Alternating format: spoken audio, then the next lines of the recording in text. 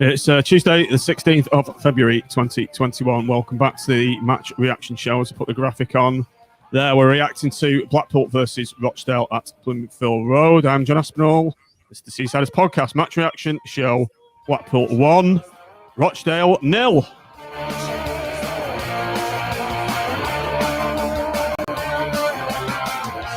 Raleigh's already changed the world. Small town from the north of England with a great tradition.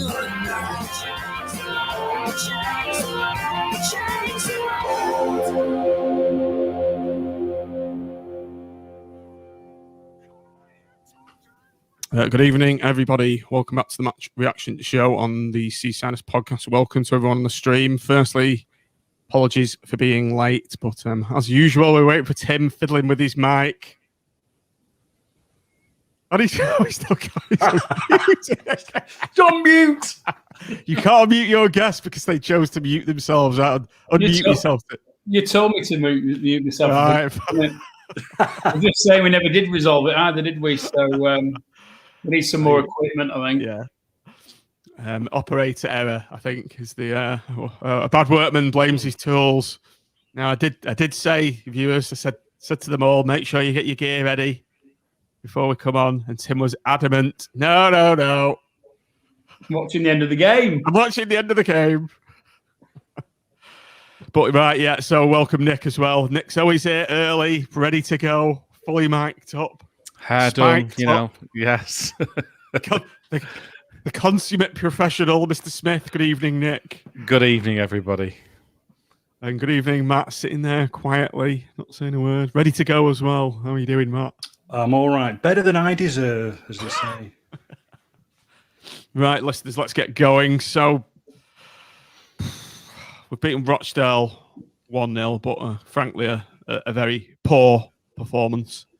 Struggling against the worst teams in the division, and it was quite poor. And Tim, let's come to you first with the selections when the squads were announced. What were your views? Let's just get it up on the screen first with that little button. I'll bring you up top, Tim. So I'll just read out the lineup. So it was Maxwell, Gabriel, Ekpateta, Thornley, Husband, Dougal, Stewart, Virtue, Kai, Sims, and Yates. So, Tim, first thoughts when that popped up on the socials?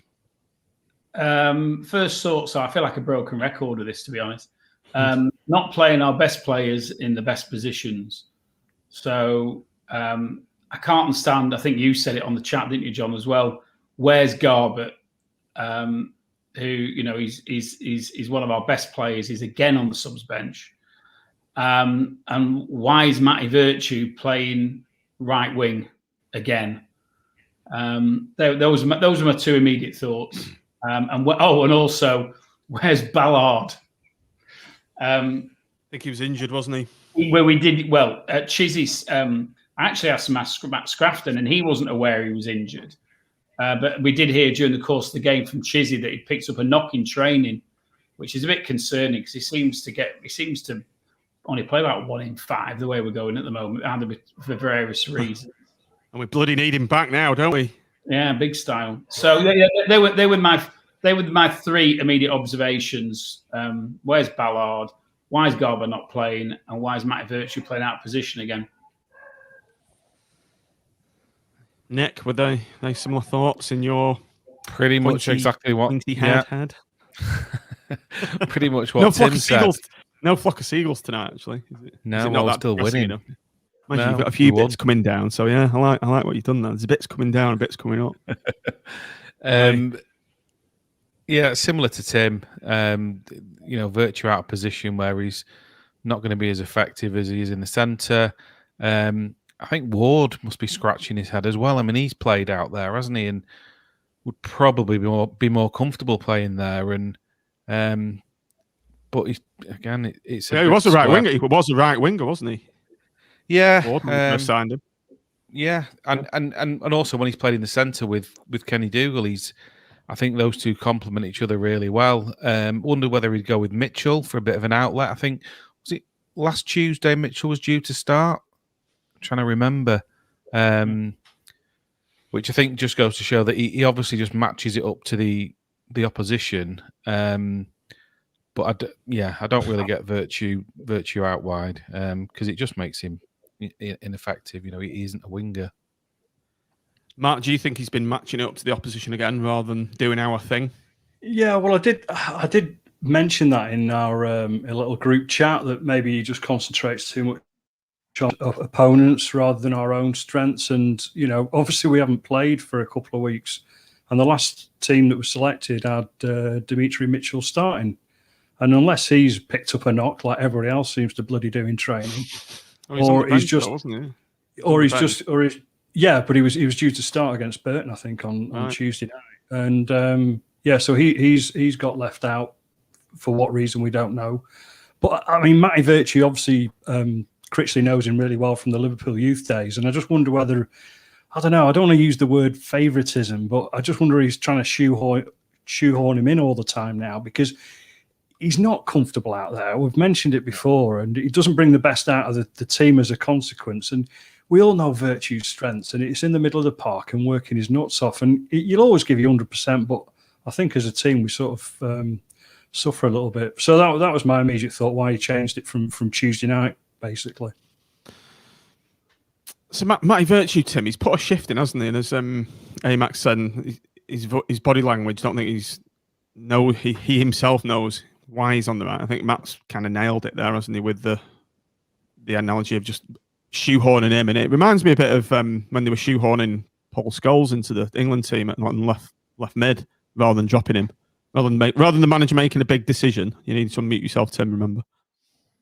I sort of I can see the analogy there.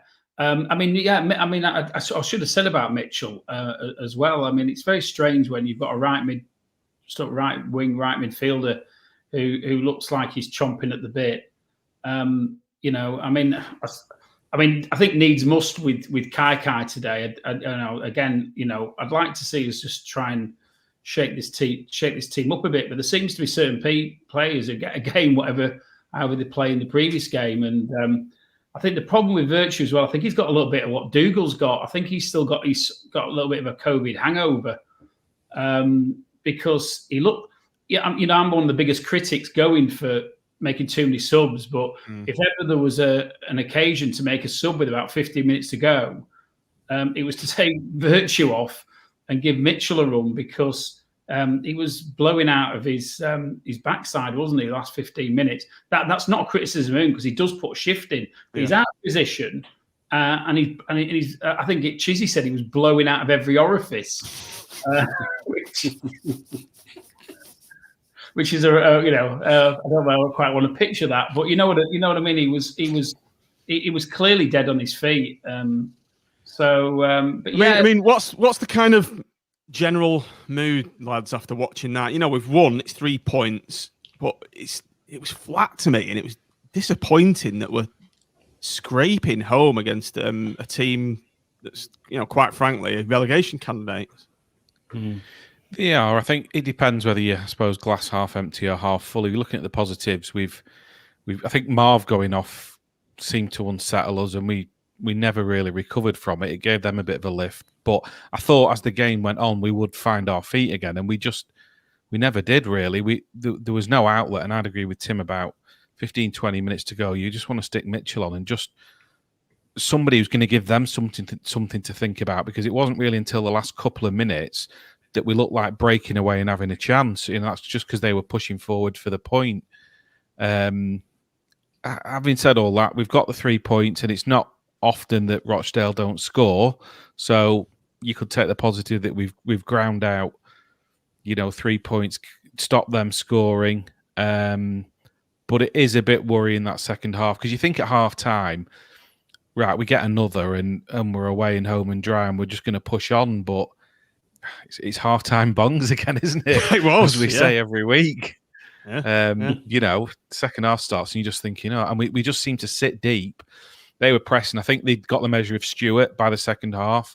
I think he was running things in the first half, but second half we just couldn't get him on the ball, and there was nobody to dictate the play, and we just sat really, and it was almost like we thought we were playing somebody who were a team a lot better than Rochdale actually are, and we just let them have possession. And thankfully they didn't really have that many clear cut. I think with a bit better decision making in the final third, we'd have been in trouble. But when they did get in decent positions, they were a bit wasteful. Thankfully, I think against the more clinical side, would have been dead and buried tonight. They were in several good positions, weren't they? And quite frankly, we were lucky to take 3 points tonight. As Bisons has said there, we aren't that good chaps. But Matt, just to flip it on the positive side, Jack Fallon just said, not played in ages. Big player goes in, you take the 3 points and move on. Games come in thick and fast, not to be getting hung up on performances. But it's kind of hard not to, though, after watching that. Yeah, I think what was disappointing. I take his point. I take Jack's point. Yeah, absolutely. I think what was disappointing in the first half, it was just almost so comfortable that you just assume sometimes that you're just going to step it up in the second half and really take control of the game. And I think if we had gone 2-0 up at half time, that might have happened. But obviously the injury to Big Marv doesn't help. Medin's a bigger miss than I think a lot of us have appreciated. Sims I think he's a decent player when he gets the ball at his feet and he can turn or he can bring others into play, but he's not going to hold it up like Medin, can he? No. And when you've got Marvin missing at the back and Medin missing at the front, you're missing a lot of what's been successful when we have been successful over the last few weeks. But we have to sort of look on the positive side of things, really. That it was a clean sheet, which we've done well defensively over the last few weeks. But yeah, it's just frustrating that we weren't able to kick on. And I think there's still one or two missing pieces of the jigsaw for me in the middle of the park. So Matt, Tim, we've started very brightly. In fact, we've looked tidy, energetic, on the front foot, and we started the game very well. But you might like to say we were unlucky to still. They should have scored. Really, they had a couple of good chances to kick off with, even though we kind of looked brighter. Yeah, I mean, in fact, Bison's, I don't know where if he's got the stats off BBC or whatever. Bison's just said we had 80% possession in the first half. I'm not quite sure it was quite that, but we looked very, very comfortable, but with product. This has been an ongoing problem with this team. Bar the odd game like Wigan, we don't put teams to the sword, and we don't. I mean, I'm struggling to remember, for instance, of Ellis Sims having one chance today. And when you're playing a team who are near the bottom, and you're at home, and if Bison's stats are right, then you're thinking, where are the chances that our forwards? We did have some chances, which no doubt we'll come to, but where are the chances for our forwards, and why aren't we putting some of these chances away, or creating chances that we then put away? And you're right. I think Rochdale had a couple of half decent chances. I think there was one early on, wasn't there, where Thornley was completely out of position, and their striker just again decision making them, and he tried to lob Maxwell, didn't he? Yeah, and it was a feature of the game. I think if you analyse where the chances lay, I think the chances lay with them rather than us. And this is, let's not beat about the bush. They've got a couple of good players, Rochdale, but this is a poor League One team away from home. The second half, they were without shadow the best side. But in the first half, even when we were the best side, I still think they matched us chance for chance. I think, although it was sort of like the early start of the season, wasn't it, again, where we had all the possession and didn't do a lot with it. And, Colin Greenall, I thought, was an excellent analyst tonight. He's really good, isn't he? Yeah, he's really good. And he was saying how deep picking the ball up. And at times, he was deeper than the centre halves, which is fine. If you've got other players that can then move through the move through the midfield with the ball. But there was a time more than once or twice where we had the ball and there was 5 of our players behind their front two. If you're going to get into the middle of the park and beyond, you need to be a little bit more progressive than that. And that's something that just needs to be worked on, because you can see that Stuart is, he's going to link literally the back to the middle, but it's small steps, isn't it, really? We're just not clicking in that regard. And I just wonder whether it's not quite happening with him and Dougal. You know, the two sort of similar in a way. Yeah. You know what I mean? So it's maybe a game ultimately that maybe somebody like Grant Ward might have done better in from the start. But, you know, it comes down to fitness and a lot of these things that we've discussed in the past, doesn't it, really?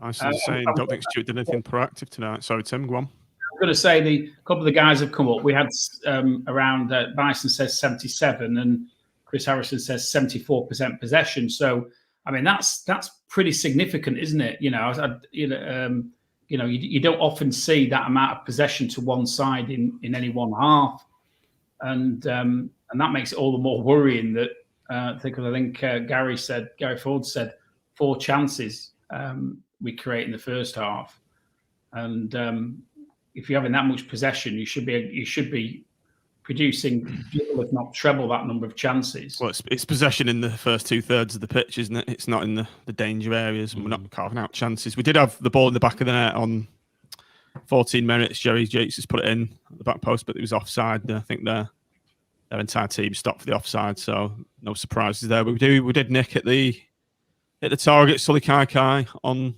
20 minutes. An improved performance in the first half, anyway, from Sully, and a decent finish. Yeah, it's what we want to see from him, isn't it? And ball came over, I think it was James Husband, wasn't it? And it was Virtue, I think, on the far side who kept it. Our right winger. Our right winger kept it in play. To be honest, I thought the Rochdale guy should have cleared it at that point when it came across from Virtue. I thought it was really poor from him. He kind of hacked at it a bit, isn't it? And it's fallen to Kai, and he's in the right place at the right time and got his shot on target and scored. So at that point, you're thinking great stuff, and you know, hopefully we're going to kick on. But sadly, it didn't happen. But yeah, I thought Kai, certainly first half, he was probably our best player. But faded again, though, didn't he? It's always this accusation. He aimed did. At him. He never puts it in for 90 minutes. But I don't think he was the only one tonight. When was that chance? I'm sure it was before we scored. Was it that when we had the double chance with Dougal? It was a triple chance, wasn't it? And Thornley as well, yeah. 3 blocks in a row. The keeper's save from Dougal was absolutely fantastic, to be fair. And I think Thornley then gets blocked, doesn't he? And I mean, that another day that goes in, doesn't it? And you know, so just to balance the comments up a little bit. Yeah. I'm sure that was before we was before we scored, wasn't it? Because I remember thinking, yeah. So, like I say, though, the first 20 minutes we were bright. You know, it was promising, and we've not kicked on really, have we? After that 20-minute spell, and it's that kind of time we need to put in these types of teams to the sword, and it's just not happened. 26 minutes, we've had a bit of a. Was it a chance for them? A free kick from Humphreys, decent save from Maxwell, Matt. But aside from that, did he really have to do a lot? I think he had a reasonably taken a few crosses and things, didn't he? He obviously had to come out and spare Thornley's brushes early on, didn't he? That tip over, like you say, from the free kick, which was possibly just hitting the woodwork, but he had to do the necessaries just to make sure. I don't remember him doing an awful lot else other than that in the first half from a scrambling keeping type of scenario. So it was solid again. You know, it was just he's a solid keeper. I think we've got to know a little bit more about him this year, as we've obviously seen him a lot more home and away because of the way that we're watching games currently. So. Yeah, I mean, to be honest, at half time I was quite happy. It's just that you just thought you were just going to kick on, but I mean, obviously, you know, we'll move on to the second half pretty swiftly, I'm sure. But the injury to Marv has just knocked us sideways, really. He did get a bad injury just before his main injury. The clash of heads. So he's had a real Warriors performance tonight, hasn't he? Sometimes a knock like that it affects your balance and your confidence, can't it? You have a big clash of heads. I was wondering whether, I don't know what the rule is about a concussion rule, because both of them went down pretty heavily, didn't they? And I don't know whether it applies in League One or not. I'm not sure. Yeah. So I think the general consensus was we've had a good first half and we need to kick on. And Nick, we do joke about this all the time. they have half-time bongs, and it looks like they've done it again because we were piss poor in the second half. Bar a little spell, we were poor at best, but we could have gone 2-0 up on 47 minutes. Tim, Kai, quite a nice position for him. He's grazed the post with a decent free kick, and if that's gone in, we're pretty much home and dry, and the game could have been completely different. Grimacing, pray tell.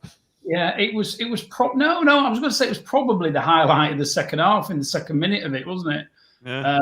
It was a decent shot from him. He's got it. He's got it around the wall, and it's literally just grazed the outside of the post. So I think his reaction seemed to suggest he thought it was going in at one stage. So, but yeah, he thought it was in, didn't he? Yeah. But yeah, to be fair to Kai, that was a decent free kick. That's the positive side of his of his game. And when he does stuff like that, every credit to him. And I sort of endorse. He had a pretty decent first half generally, but with everybody else, I think the only player who had a better second half arguably was Thornley. So everybody else seemed to take a backward step after the halftime team talk. Apart from him, but he had a long way to go up after his first half effort. So, but no, good shot, and unlucky. I mean, we did start quite brightly, but they had another chance 7 minutes in. Another one of these balls over the top, Nick.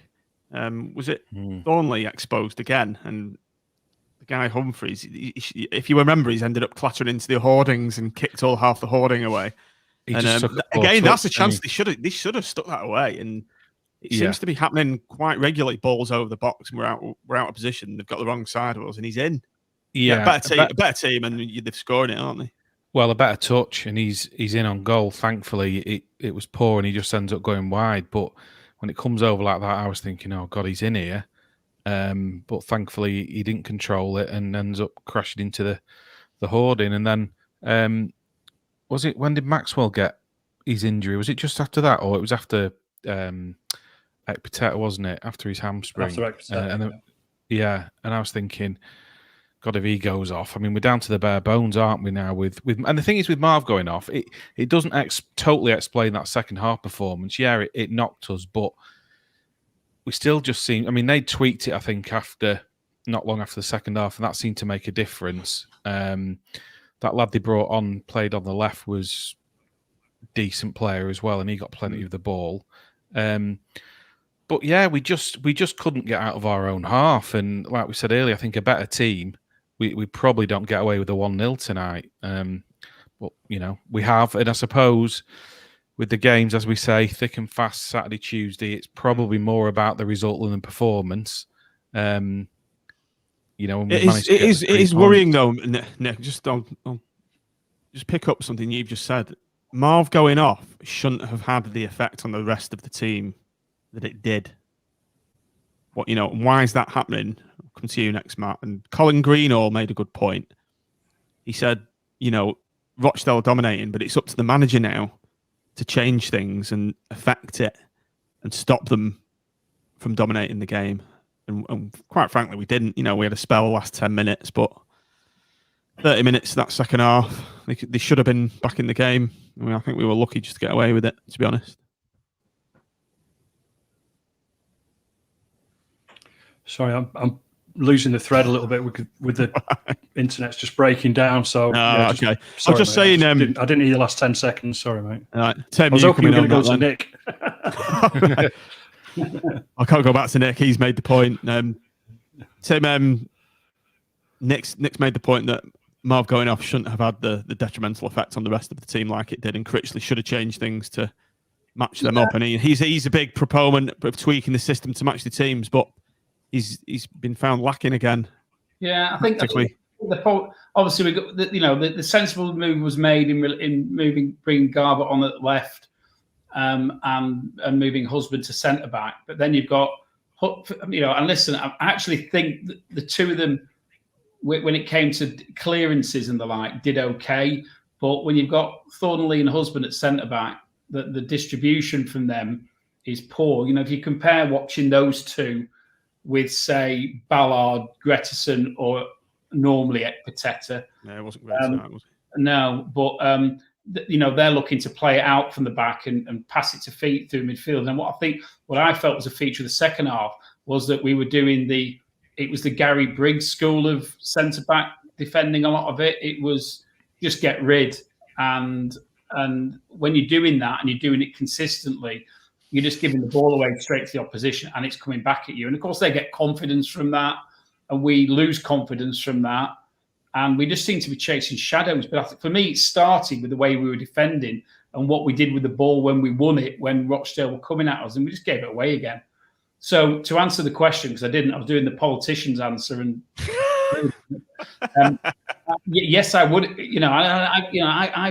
I had so much of a go about us making too many changes, but it's bizarre tonight where they're actually needed. We didn't seem to do it when I touched upon this in my opening, didn't I? Where you got Virtue out of position and blowing out of his backside. Dougal is clearly got another one who's got a COVID hangover, long COVID, who seemed to run out a little bit out of steam as well. But Ward should have been on earlier, and probably Mitchell should have been on earlier. I might even have justified going the full 5 tonight, because there was so many poor performances in the last 30 minutes that if you are going to shake it up, that's the time to do it. But it seemed to go in reverse this week compared with other weeks when we've basically decimated a team that's actually playing all right and caused ourselves unnecessary problems. So, Matt, are you back with us? I am. I just keep dropping. I'm sort of speaking, obviously, and I can hear you, but you just keeps dropping out for some reason. Okay. So I'll tell you what I'm going to do. I'm going to log out, and I'm just going to try and see if I can go in on a VPN or something like that. It might just get a better signal. So I'll see you in a bit. Okay, Nick. Just that comment from Eddie there. NC cannot adapt to in-game changes. It's worrying, and he hasn't seemed to learn to do it at any point during his tenure. And I agree with him.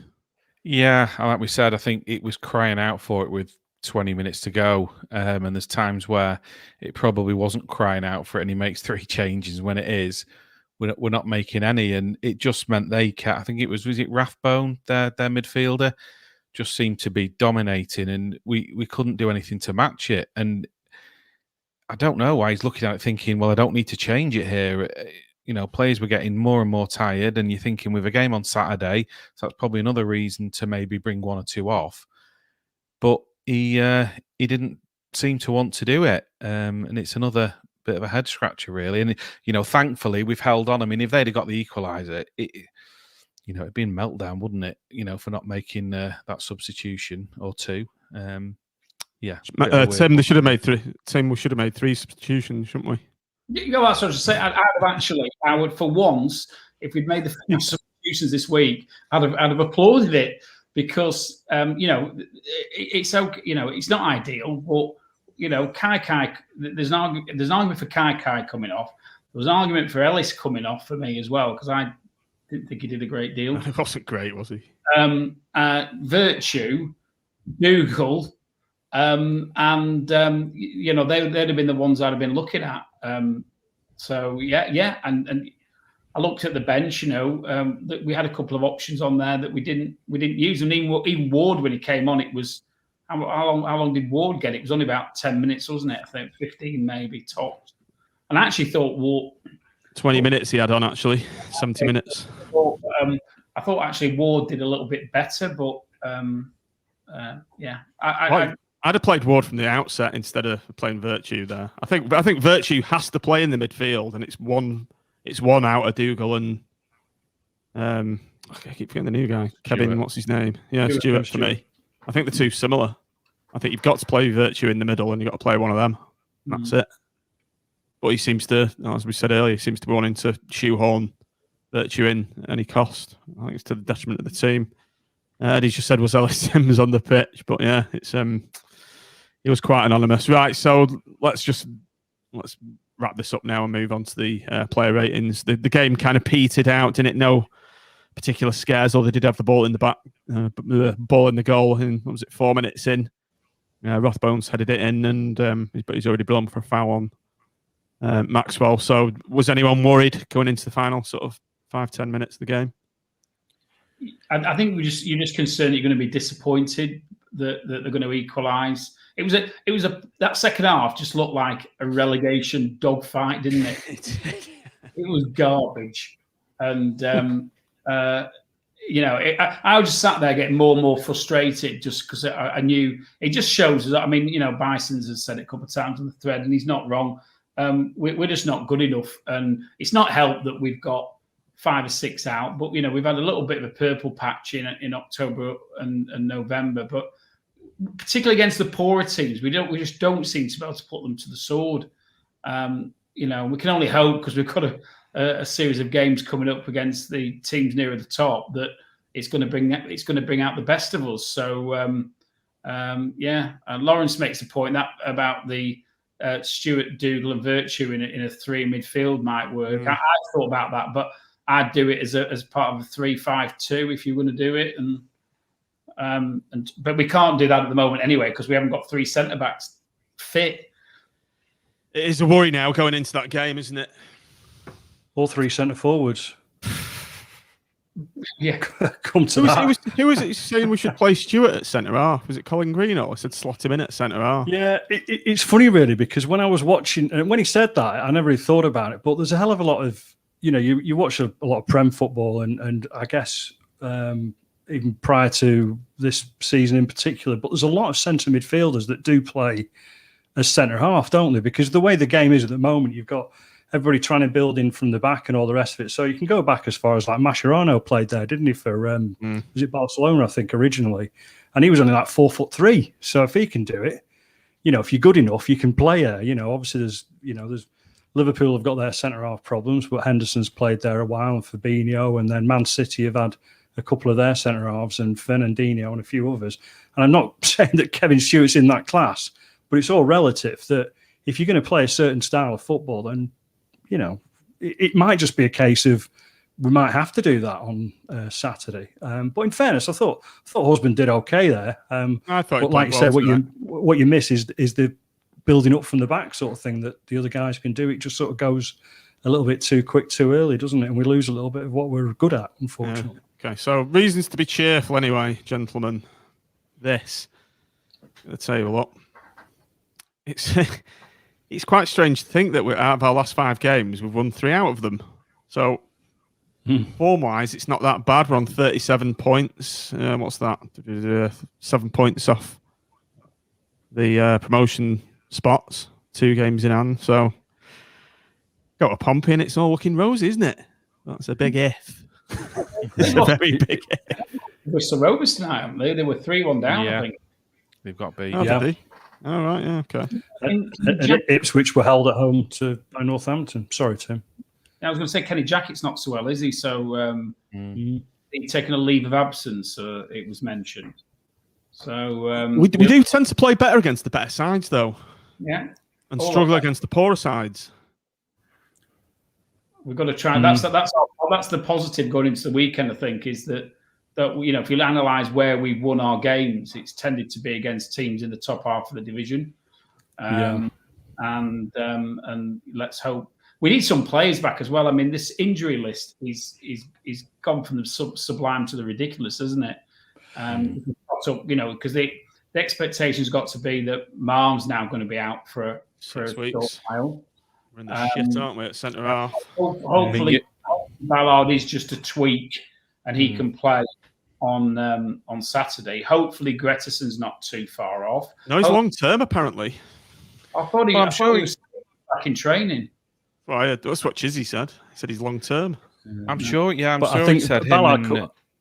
Sorry, Nick. You go. No, I'm sure he said him and CJ are making good progress. So hopefully, I think for Saturday, the main 2 for me is Ballard and Medine, isn't it? If we go into that with Ballard at centre half and Medine up front, we've half a chance. Yeah. I'd like to think that Ballard was maybe, because he's been out for a while, that any slight, tweak of his toenail or whatever, he wouldn't be risked tonight, because on paper we should beat Rochdale, which obviously we have done, and the bigger game is on Saturday. So optimistically, he'll be starting on Saturday. Well, the coach is confident anyway. The coach says, where is it? Not you, Bisons. Where have you gone? There we go. We're going to bore Pompey into submission Trust the process. But it's interesting. Bison says that CJ and Gretson are both playing on grass now, so that's consistent with what I and do. the half-time bongs. So you've got to be hopeful that they're not too far off being back. Was Gretson the hamstring as well? Yeah, I think he did the splits, didn't he? I think that's when he did it. So you have to be careful with those because if you bring them back too quick, they just go again, don't they? And same with CJ as well. You know, you look at the way he sets off sprinting and how quick he is. You can't risk it too soon, can you? Or else that's him for like Keshi the rest of the season. Yeah. Right, let's move on to player ratings. And let's 36 minutes. Well, let's go through these. So, player ratings. Let's start with you, Tim. Chris Maxwell. Did what he had to do today. Nothing spectacular, I don't think, really. A bit worried when he thought he was going to have to go off at one point. 7 out of 10. You're a bit harsh there. How can you be spectacular being a goalie? Well, no, he was bloody good. Come on. He was be a bit more upbeat. 7's a good score. All right. Not 7 plus. School of scoring now. Jordan Gabriel, Nick. I thought he did okay. Probably didn't get forward as much as we'd have liked him to. Tough in the second half, but I think that's just down to the way Rochdale were playing. We just couldn't get an outlet, could we? But it's a clean sheet, so I'm going to go 7. Yeah, I think we're forgetting that, aren't we? We've got a clean sheet against a free scoring team, so let's try and not be too downhearted. Big Marv, Matt, obviously went off after 60 minutes. Not one of his better performances, actually, today. I don't know. He had he sort of gave a couple of fouls away cheap. Misplaced passes as well. Yeah, a couple of misplaced passes. So, I don't know. I'll give him 1 mark for every 10 minutes on the pitch. How about that? I like your rationale. James Husband sporting a new man bun, Tim. So that's -1 point already, I think, for that. Yeah, so I was expecting you to give me Thornley then, but it's a rather dodgy haircut, isn't it? Solid, I thought. I thought he played actually reasonably well in that first half, and then he did a job. Didn't I was critical of. I'm critical of the distribution, but I'm not critical of somebody who steps in out of position and does a job when we keep a clean sheet. So. He added a lot to the attacking in the first half as well. He was getting down. He's involved in the goal, wasn't he? Yeah, and the goal. Yeah. I think he's got to be up there for me today. I think I'm going to go 8. And that's it's particularly for the first half performance and for just doing that job in the second half of because he won his headers. He got to the ball first. It was just that we're not finding our own players from the loose balls. So, but yeah, 8. Well done, James. Jordan Thornley, this one's going to be interesting, Nick. Penny for your thoughts. I thought, obviously, he's had that nightmare moment in the first few minutes when Rochdale probably should have scored. But actually, I think other than that, he had a decent game, and I thought he got... Nick should comment on the coffee or... Yeah. That's like a posh word for a haircut, isn't it? Or something? Yeah. You won't see me with a top knot, put it that way. But yeah, I actually, that aside, he was probably a contender for man of the match, actually, I thought, because he was pretty solid as the game went on. What am I going to go? I can't get that vision of him. I know what you mean. Backwards to the ball, like going over his head, but it's happened on more than one occasion. Do you know what I mean? You'd give him a 5 for the first half and an 8 for the second, wouldn't you? Well, that's what it was. I thought he was really good in the second. He was probably there's a few who were man of the match for half of the game, and he was probably one of them in the second half. I'll go a 7 overall. I think it'd have been higher if he hadn't have had that misjudged one in the first few minutes. Yeah.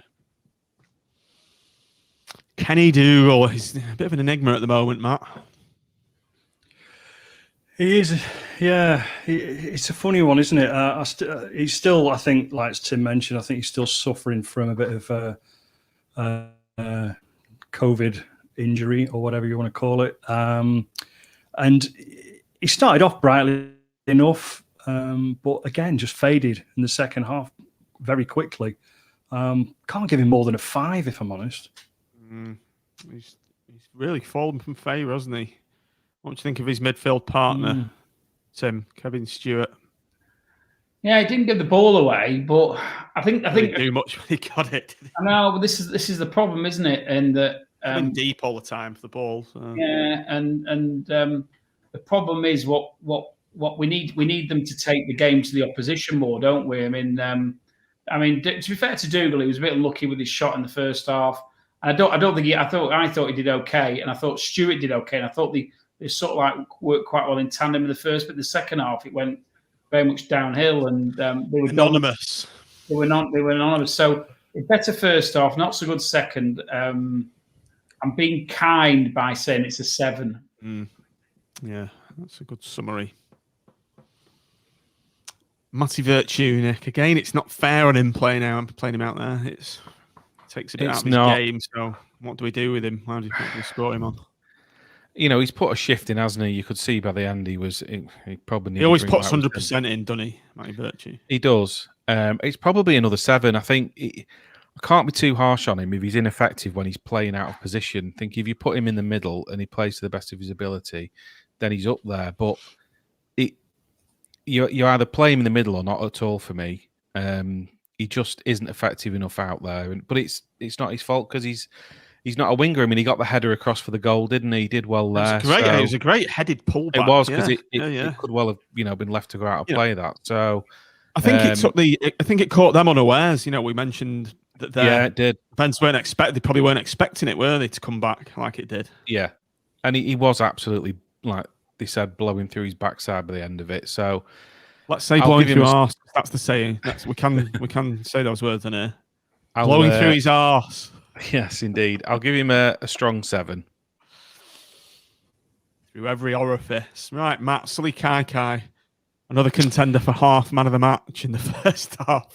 Well, yeah, I mean, I thought he was one of the better players in the first half. Obviously scored the goal, hit the post in the second half, and then, but like everybody else did after 55 minutes or whatever, just sort of disappeared a bit. But in fairness, there was a point in the, I don't know, you're talking 80 plus minute when Rochdale, I remember they went down our left-hand side and Kai was the one who was actually tracking back and put a good sliding block in to concede a corner. So he was working hard, but just... A much improved performance, I think. It was. So, so I think deservedly sort of like a middle-of-the-road 7, really. So, yeah. It's better than his 5s that he's been getting anyway. Well, it's an improvement, and I'll just go back to 5s. Kenny Dougal. I think the problem is with Kenny, he was getting 8 and 9s when he first came into the team, and you just want 8 and 9s out of him again, don't you? And so I think it's just a bit disappointing to see him struggling a wee bit. Maybe it's time to drop him for Virtue. Yeah, perhaps. Virtue and Stewart. You need to get the spelling of Sully Kai sorted out. Do I? Yeah, you missed. Quickly moving on then. Ellis Sims, Tim. Anonymous, another one from the anonymous. Like we said, does not hold it up. Yeah, I mean, Gary Medine. You wouldn't want to be in the trenches next to him, would you? No. A Premier League academy striker all over. Not really impressed me, to be honest, since he's been here. If you compare him, let's just compare him to Jerry Yates. The work that Jerry puts a shift in and half every game, doesn't he? I mean, we didn't talk about it during the game, but that move where they tried to hack him down about times, and you just wish that Sully was that little bit faster, don't you? Because he just, to be fair, a little bit ahead of Kai. But if Sully had been a bit faster, if we'd got a goal out of that, we'd have been eulogising over it, wouldn't we? I'm in a kind mood tonight. I'm going to give him a 6. I nearly gave him a 5. Yeah, I can't disagree with you. A young lad, and I think a 6. But I actually thought he worked hard, but very ineffectively. I just thought he seemed to like go to close someone down, but he never actually intercepted. I don't think he worked. I don't think he put. I wouldn't say he worked hard. I say he just was average. And you're looking for somebody to you know, with if you compare with Yates, Yates is always looking, whether he does it or not is irrelevant. But Yates is always looking to change the game. And man after my own heart there, DRS. He's a good finisher, but as the work rate, hard work rate, even when he's having a crap game, you know that he's going to chase every ball down and pull all that effort in. And so he's never going to get a 5 off me but if it's a kind 6 minus.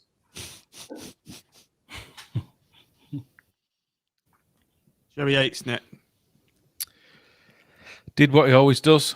Never gives up. Kept running all night. He put the ball in the net, but unfortunately was offside. We know what we get from him, regardless of what's happening in the game. He just never gives up. Very consistent. He is. Not a lot really came off for him. I think he's definitely missing Gary Medine. We know how well those two link up together, and he just doesn't get the same with Sims being up there. So that impacts. I'm going to go. I'm not sure anybody was an 8. I'm going to go a 7+. Luke Gorbat's had 30 minutes, Matt, so I thought I'd include him. What do you think he did when he came on? Not a lot. You like this? That's a lot.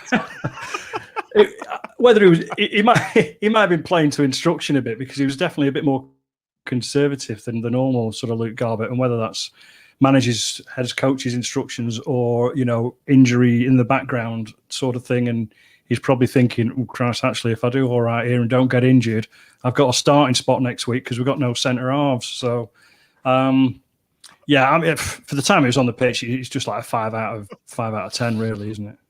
Really. He was out of position a couple of times, wasn't he? I noticed, exposed. Yeah. But you're coming into a game like that, how do you affect that from the left? It's and he's not really played since Brighton, has he? Has he played at all since Brighton? I can't remember. But I like him, and he looked poor tonight. I think Bison's has been a bit harsh because he's one of our better players, but not today. Let's move on to man of the matches then. Nick, who was your man of the match? This is a tough one. Man of the half. Let's have a look at the contenders. I think Thornley was, other than what he did in that, like I say, in that first 5 minutes, without it, he would have probably been my man of the match. I'm going to give it, and not everybody will agree, but I'm going to give it Husband, because I thought he was decent first half. He got a couple of decent crosses in, including the one that we scored from, and then he was asked to do a job at centre half, and he did it well and contributed to us keeping a free scoring team from scoring. So, it wasn't spectacular, but I think over the course of 90 minutes, he deserved it. A lot of the listeners are agreeing with you there. Nick, Steve Hutchins, Mac, Johnny Burke agreeing. Athers said Kai man of the match. Over to one of our panelists, Matt. Who's your man of the match? Looking deep in thought there. Well, yeah, I'm just thinking, how do I get myself out of saying James Husband is my man of the match? Because last week I said I don't like him. So you were pissed off, pissed and slated him. You had a bottle of Kraken, though, to be fair. And I did. You were. Well, yeah, I was. But, sometimes the truth comes out after a few beers, doesn't it? It takes a big man to admit he was wrong and move on. So, yeah, well, you want to give it James Husband? Well, the thing is as well, the first second of the game, I saw his bloody man bun, and I just thought, oh, for crying out loud, I really don't like you now. So, but in fairness, he didn't do a lot wrong, did he? So, I think it's probably got to be him. I mean, the only other contender for me was possibly Jerry Yates, just because he works his nuts off. And in a game like that, you'd still need to work hard to grind out a result. But I'll just give it Husband just because he did well in the first half. He slotted in at centre half, and obviously he's no big Marv, but he did all right. So that'll do for me. A clean sheet. There we go. Is it going to be a clean sheet on the Seasiders podcast? So over to you, Tim. I'm still undecided. Yeah, it's not rich pickings when it comes to choices today, is there really? I think we Gabriel, I think Arthur's mentioned Gabriel. I thought he actually did all right. Not defensively, no, not necessarily that much going forward.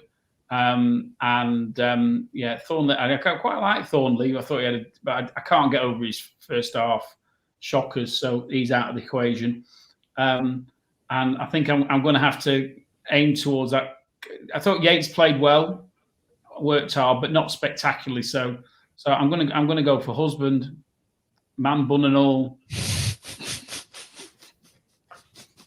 I'm like you. I'm Yates or husband. So I don't think he's won a man of the match award this season. So I'll give it to James Husband as well. So well played, Jimmy. But go to the haircut tomorrow morning. Right, what have we got coming up next? Pompey away, gentlemen. So, well, ordinarily, what's going to happen? Ordinarily, be very worried. Then if Cinder lost, well, they were 3-1 down. I don't know what the final score was. Last I saw, they were 3-1 down, and the managers, unfortunately, had to take a leave of absence. So, I'm not saying I'm confident, but I'm more confident than I would have been ordinarily. 3 wins out of 5, though. We're in a bit of form. Stranger things have happened. We've got the Fleetwood and win. Well, they're crap now, but we weren't at the time. We've got the Peterborough and we've won there. We've beaten all at home. Actually, I have confidence in the way that the team played the game before. It's actually quite a good way to go into a game because we've got no expectation, have we, really? Where when we've beaten Hull and we've beaten some other teams, we've expected to knock the stuffing out of some of the other teams we played and then played crap. So by the process of deduction, I'm thinking we might actually play okay on Saturday. Yeah. Well, if we've got... Sorry, John, I was going to say... Let's get this out of my head quickly. Go for it. The fact we've not played for 2 weeks, it is, well, 2 and a bit weeks, it's hard, isn't it? If you've not played games for that long, you lose your match fitness. You do, and this is where injuries come in. This is where injuries come in, just to add to that, isn't it? And obviously, we know far too well about that. Mark Chambers just put need Ballard back for Saturday. We mentioned it earlier. I think if Ballard's back and Medine's back, it makes us a totally different side. Yeah, we're going to miss Big Marv, but there's presence at both ends of the pitch there, isn't there? And yeah, Pompey are as inconsistent as anybody else in League One. Won a couple, lose a couple, draw a couple. That's how they seem to be at the moment. So if we get them on an off day and we can, turn up and be a little bit more sort of free-spirited perhaps and give it a bit of a go, you never know. Nick, what's your thoughts on Pompey before we go? If any? Like I said before, Ballard and Medine back, and Critch doesn't tinker too much and play Virtue as a winger. We've more than half a chance. I think without Medine and Ballard, it's going to be a hell of an ask. It'll be backs to the wall, but we've ground it out tonight. And they've had a bit of a thrashing. So hopefully we can go there and get 3 points onwards and upwards. Yes, onwards and upwards indeed. And the Seasiders podcast is onwards and upwards. We've got a few announcements to make. We've got quite a few interesting interviews lined up, haven't we, gentlemen? Andy Morrison being one. Yes, he was actually, because we did the team of, our team of of our time watching Blackpool, and he commented on being picked as a defensive midfielder, didn't he? And with a cry emotion, because he wasn't on the centre back. We had to try and fit him in, and as a result of that, he's agreed to come on the pod. So looking forward to getting involved in doing that, because he was quite a big character in his day and quite an important part of that team. We should have gone up in '96. Great player to watch. So, viewers, if you're watching this on YouTube, do it, like and subscribe now. You'll get reminders whenever these come out. We want to grow the channel. We're growing at a nice little level now, so please do that now. If you can just take a minute out of your day to do that, like, subscribe, get the bell. Before you move on to something else, can I just mention that for those who didn't watch on Saturday, we had a little bit of a segment on the youth team at the end, particularly mentioning Bradley Holmes. And as I think you guys saw, Bradley listened to it, listened and watched it probably, and he sent me a nice message thanking us for the kind comments about him, which just shows what a nice young lad he is, to be fair. And hopefully we're going to get to speak to him and maybe some of the other young lads at some point as well. Right, yep. So there's that. There's possibly Stephen Crane. He's lined up to come on as well. I think Sam's doing a bit of behind the scenes there. So yeah, it's all good. It's all positive. Hillsy Part 2 that might be coming out, and I think I've just got a message him probably doing that Thursday. So yeah, it's all good. We've got some good content going. So please support us in any way you can. Right, so we've got Friday night preview show with Sam on Friday, and our Pompey match reaction show on Saturday. We may have a Hillsy interview on Wednesday or Thursday this week as well. Depends what Hillsy's up to, whether his vans back in his DPD vans back on the road or not. But anyway, thanks for watching, everybody. Thanks for listening. And all that is be said is up the pool. Up the pool. Up the pool.